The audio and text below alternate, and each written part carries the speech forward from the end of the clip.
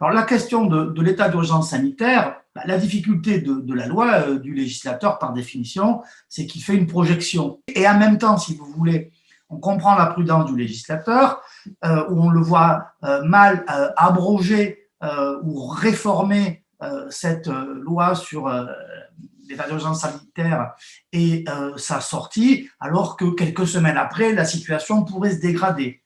Donc, je crois qu'il faut appréhender la difficulté pour le législateur et avoir un petit peu de retenue dans les critiques. C'est plus, si vous voulez, au niveau ensuite du pouvoir administratif, du pouvoir exécutif, puisque là, finalement, on n'a qu'un cadre, que l'on peut s'attendre, qu'il faudrait en tout cas des décisions d'allègement.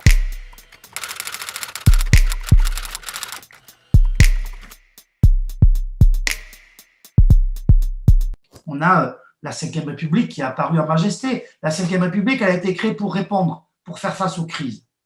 Sa naissance, c'est la crise. Là, elle a traversé une crise très importante, peut-être la plus importante, si on veut, sur le plan institutionnel. Bon. Et donc, on a vu quoi? On a vu qu'à chaque fois, on avait un président de la République qui décidait de tout.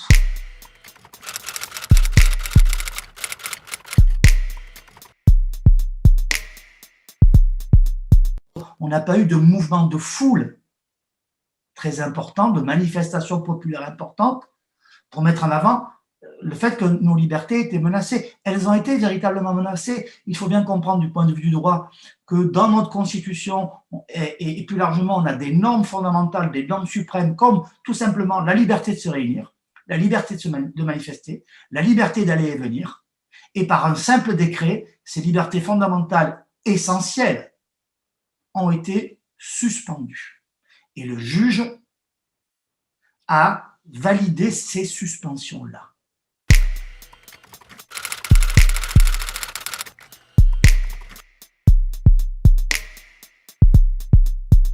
En général, je vais être un peu familier, pardonnez-moi, mais un ventre plein ne fait pas la révolution.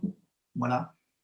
Les mouvements de population forts, ça a été sur l'accès au supermarché.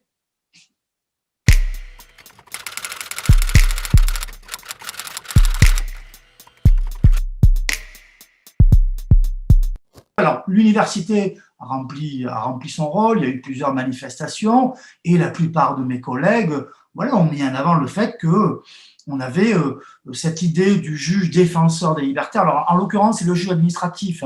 Le juge judiciaire est culturellement plus défenseur des libertés, mais le juge administratif comme étant le défenseur des libertés, le Conseil constitutionnel comme étant le garant de la norme suprême, non, c'est pas vrai. C'est pas vrai.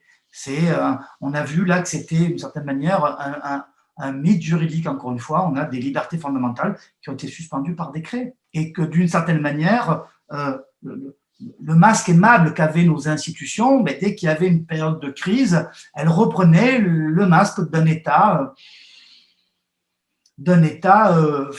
mettant en œuvre sa puissance pour garder l'ordre public, la sécurité publique au détriment de nos libertés. Je ne vais pas aller sur le terrain de la philosophie du droit, mais dès que les institutions de l'État, d'une certaine manière, on est loin de cette situation, mais ont l'impression que leur existence même est en danger ou peut-être engagée, il y a effectivement des réflexes de violence, et ce qui compte, c'est la survie de l'État et de ses institutions, plutôt que le bien-être et le respect des libertés de ses citoyens. Voilà. Je suis un petit peu là, pardon, sur le terrain de la philosophie politique, mais c'est vrai qu'on a oublié, moi je suis né en 1967, on a eu des périodes apaisées, et je dois avouer que ma vision a changé. Je pensais que finalement on était dans un contexte de respect des libertés, de croyance de l'état de droit, plus le cadre européen. Et finalement, on se rend compte que tout ça est très très fragile.